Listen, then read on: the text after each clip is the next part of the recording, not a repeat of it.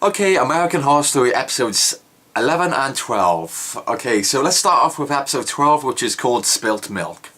So, this episode has quite a lot of big moments, really big shocking moments, like, of course, characters dying or storylines coming to a close, kind of, or half coming to a close. But there's big moments in this episode, like, genuinely huge, like, what the wow, like, moments. Like, there's some moments where, like, my jaw dropped because I couldn't believe what the hell just happened. I know I say this, I'm pretty sure I've said this about quite a few episodes, but, like, when I say it, I do genuinely mean it. Like, some stuff happens in this episode which I never would have, like, seen coming in a million years. Like, there's some genuinely shocking stuff here to do with the characters and storylines. Okay, so since some major characters have been dying in the previous few episodes and a bunch of storylines have been coming to a close, this gives Timothy Howard a chance, like Josephine's, it gives his character a chance to come into the spotlight now. Because previously, beforehand, we hadn't seen much of him. But with the departure of some characters in the previous episodes, now he's gotten the opportunity to step into the spotlight. So we're getting to see a lot more of him. We get to see a lot more of his dark side. And Josephine's is always entertaining to watch. Like, I love the accent he has in the show. Like, his voice is awesome. So, like, just him speaking is entertaining to me because I just love listening to his voice. Like, he's a lot of fun to watch. His acting and everything. He's just a lot of fun. And in this episode, he's great. So, you can get a lot of entertainment out of him in here. Lena has a great moment where she kind of gives someone the bird like that. I'm not going to say what exactly because it's a spoiler, but that's a great moment. That was funny. I really like that moment. So we get to see a lot more of Timothy Howard. He's entertaining a bit more. We get to see a lot more into his dark side. He's a bit of a dick, but he's fun to watch. This episode, like, if you watch like the first 5 episodes of this show and then you suddenly watch this episode, it feels like an entirely different show. I think that's mainly because we spend a lot of time outside of the asylum in this episode. Like, all the previous episodes, we spent most of the running time like inside the asylum. Like, we would occasionally leave the asylum for other like storylines briefly, but for the most part we would be inside the asylum. But we spend a lot, and I do mean a lot of time outside of the asylum here. Like, I would say like 80% of this episode is spent outside of the asylum, and it just feels so bizarre. Like, it feels like an entirely different show, which isn't necessarily a bad thing, but I'm just saying it's really strange just watching this. And like when you think about how the first episode played out, the first few episodes, where it's just really bizarre to kind of just looking at this episode now, it just feels like an entirely different show. Okay, so overall, episode 12, it was good, but compared to the other episodes of the season, it wasn't that entertaining or as interesting, let's say. I'd say that. Like, don't get me wrong, it's still a good episode, but it's not one of the best. I'll just say that. Okay, let's move on to episode 12, which was called Continuum. So we get to see a lot more of Bloodyface 2012 in this episode. And I'm not going to say who plays Bloodyface 2012 in case someone's watching this without knowing, and of course it would be a spoiler. But we see a lot more of Bloodyface 2012, and a lot of people criticise who plays Bloodyface 2012. From what I've seen, a lot of people criticise the actor who plays Bloodyface 2012, and I like the actor who plays Bloodyface 2012. I think they do a fine job.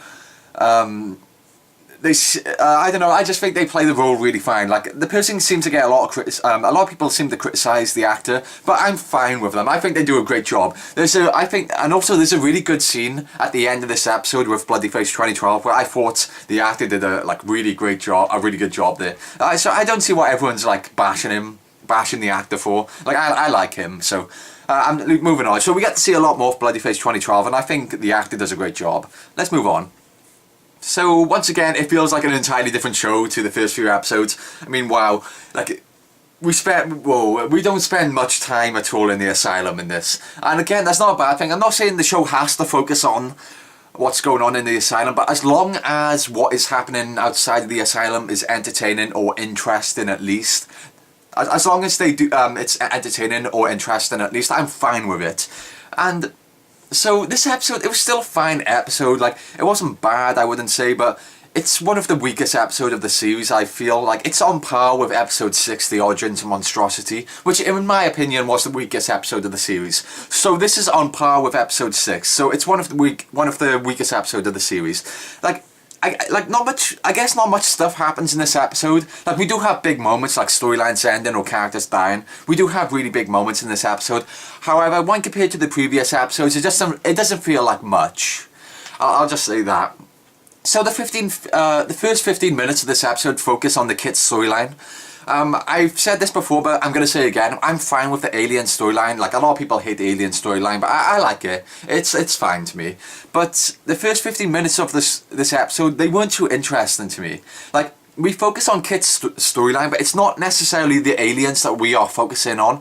In fact, the aliens don't even appear in this episode. We are focusing on Kit's current predicament, and to me it just wasn't too interesting or entertaining to watch. I didn't really care about his storyline in this episode. So that was like, it wasn't flat out boring, but I just didn't like it. It wasn't too entertaining to me or interesting. So the first 15 minutes of this episode, they weren't too good for me, I'll say that. Okay, so Jude goes pretty crazy in this episode, to put it lightly, and I think they like portrayed her madness pretty well. Like, you do like feel that she is genuinely going insane. So like the directing and editing and acting and everything, it's all really, really good. Like, you do feel as if Sister Jude is legitimately going insane. And we have some interesting stuff going on here with the Angel of Death. Like, there's some really like mindfuck moments in this episode with the Angel of Death. It's that stuff is really fun. It's really confusing, but like, it's fun and entertaining to watch. It's really interesting. Like, it really gets you going. You know, of course you're like wondering what the hell's going on here when the Angel of Death storyline kind of continues in this episode. Okay, I'm going to leave it at that with the Angel of Death. Yeah, so I feel as if this was pretty much all calm before the storm. Like I said, not much happens in this episode. Like, some main characters do die, some storylines do end, but not much stuff really happens here. But I just feel as if it's all calm before the storm. Ryan Murphy said that episode 5 was his favourite episode, and now he said the finale, since like when he stated that episode 5 was his favourite episode, he hadn't written the finale yet, so now he's the finale has been shot and everything, and he's actually viewed the finale. He has said that the finale is his favourite episode, on par with episode 5, and episode 5 was hands down the best episode of the whole entire show, in fact. So I am gonna take his opinion. Like, it's not as if, like, because obviously he's running the show, so he's got to say stuff like, oh, the episodes are amazing and stuff to hype us up. But he did say episode 5 was the best episode of the series, and it turned out to be the best episode of the series. So now he's saying the finale is the best episode of the series, and I am believing him when he says that. So hopefully the finale is going to wrap things up well, because of course Murder House had a pretty weak finale, to put it lightly, and it didn't wrap things up too well. And so like, basically, whether or not, like, I just hope the finale wraps things up well, because the finale of Murder House was really, really weak. So fingers crossed the finale is a strong one here. Like, I really hope they don't mess this up. I really hope they don't mess this up. Like, it's been a good season. It's been a really good season. In my opinion, better than Murder House so far, but this finale could change all of that. Episodes 11 and 12, compared to the previous episodes, they haven't been as entertaining or as fun as the previous episodes, but they're not necessarily bad. They're still fun episodes. Episode 12 is just by far the weakest episode of the series, in my opinion. Yeah, okay, so let's just hope the finale is the finale wraps things up well. Okay, I'm leaving it at that. So episodes 11 and 12, not as good as the previous episodes, but they're still okay. They're still fun enough, I guess. Okay, yeah. So let's just hope the finale wraps things up well. Fingers crossed. Okay, so that's the end of the video. So thanks for watching, and see ya.